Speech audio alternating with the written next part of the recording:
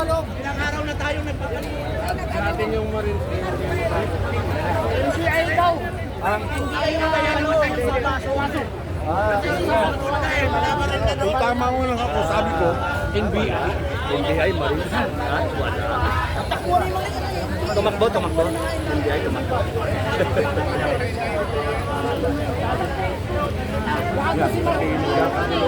Tibas.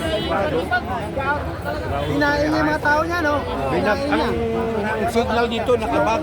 Binag nila para walang signal. Patay sa Marines. Para hindi makahuli. Patay sa Marines. Patay sa Marines.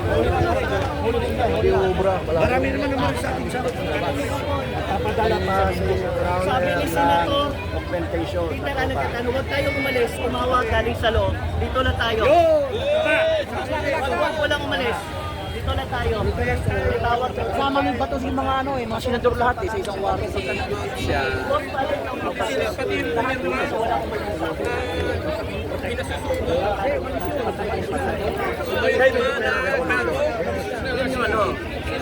Napasubin nyo. Sige, pumasok. Wala sa lugar. NBI daw ang unang nagpaputok. NBI yung una nagpaputok. Sa Kapitanyado si Bato.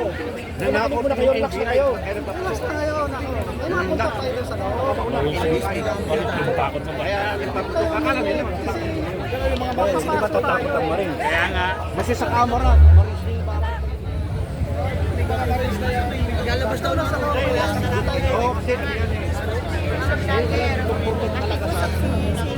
Yung araw pa pwede walang aalis dito. Dito lang tayo. Sabi daw, nandun yung mga NBI sa kanila sa SIS may access doon eh. Ito lang daw. Pero kami, masasabi lang po. Ito lang props lang ito dito. Pero yan, doon talaga yung ilalabas nila pag Kapag sa GSIS, doon nila idaan sa dagat. Hindi dito. Fruit lang to dito. Oo nga. Marami tayo.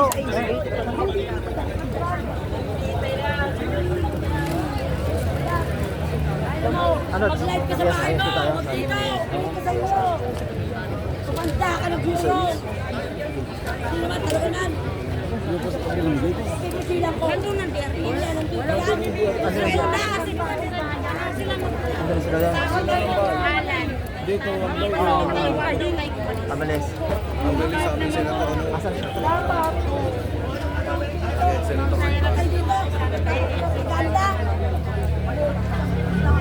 Panawagan ng Senate President na walang aalis sa ating mga lugar. Dahil anytime may tangkayan. So, yung panawagan na to mga Duterte community, kaya ako sinasabing Duterte community, magkakaiba man ang ating mga grupo, pero iisang interes lamang ang pinaglalabanan natin dito. Huwag lang maulit ang isang binoto ng taong bayan na muling dalhin sa imbayong dagat para doon litisin. Baliktad na sistema ng batas ay hindi dapat tumiral dito sa ating bansa. Mga kapulisan, iniipulang namin na itong aming pagpapipon ay nakasalasan dito sa ligang batas. At alam po naman ito dahil yun ang pinakaral. Hindi po kayo iniisulto. Bilang unawa ko lamang sa inyo. Naka-off pa lang. Tumakbo kami, bumalik kami. Kasi bumalik yung salasahin sa inyo. Article 2, Section 3, alam niyo naman yan. Supremacy of civilian authority over the military. And the wrongdoing ng mga government. Kami po ang tagapagsalita ng mga napantakan, korupsyon, anomalya, katiwalyan, at mga krimen na ginagawa ng mga opisyalis.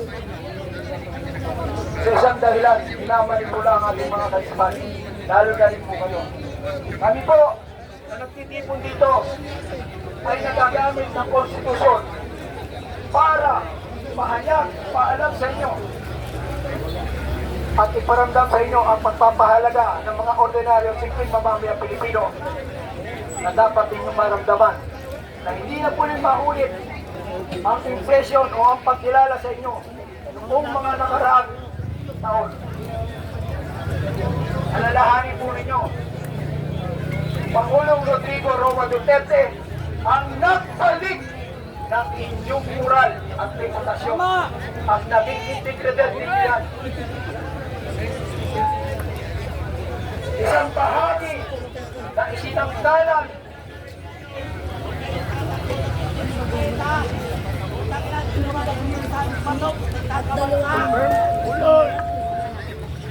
si Bato, inilabas doon sa kabila.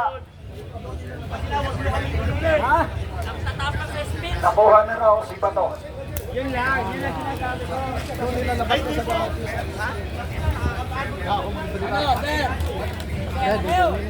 Masaya na kayo. O mga kababayan,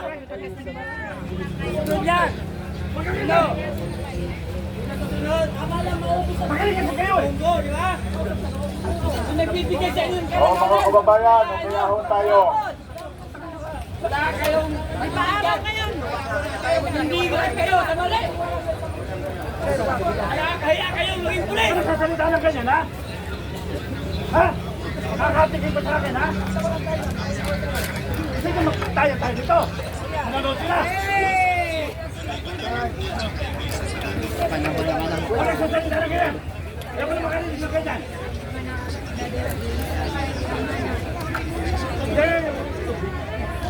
Kapitan Dado. Okay, naroon po tayo. Dado po tayo. Yung sa likod. Ulo ninyo. Ilagay nyo. Ulo, ha? Ilagay ulo, eh. May nagbulong dito kanina. Hoy! Hoy! Hoy! Hoy! Sabay! Sabay! Sabay! Sabay! Sabay! Dumating si John Vic! Wala na si John Vic.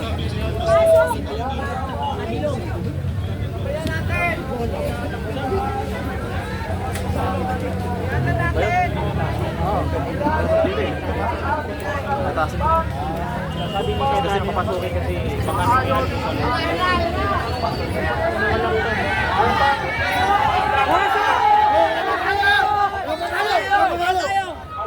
Wala pa malo. Kaya nyo ba ka dyan? Wala pa malo.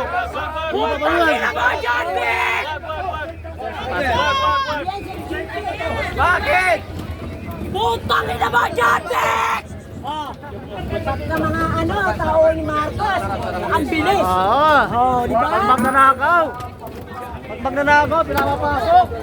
Ang tawa-tawa dyan, batuin kita ng Argentina ng gagawin. Pag magnanakaw, pinapapasok. Lalaban. Hindi natin ulang tayo pwersa. Diretso eh. Takot eh. Ayaw din naman eh. Takot.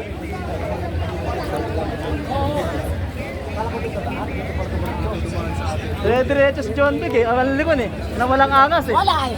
Wala na yung angas na eh. Pinalitan na. Ito na yung mga alipores eh oh. Pinapasok yung magnanakaw sa loob oh. Mayroon pa rin Ganun tayo talaga. Nanakaw nila.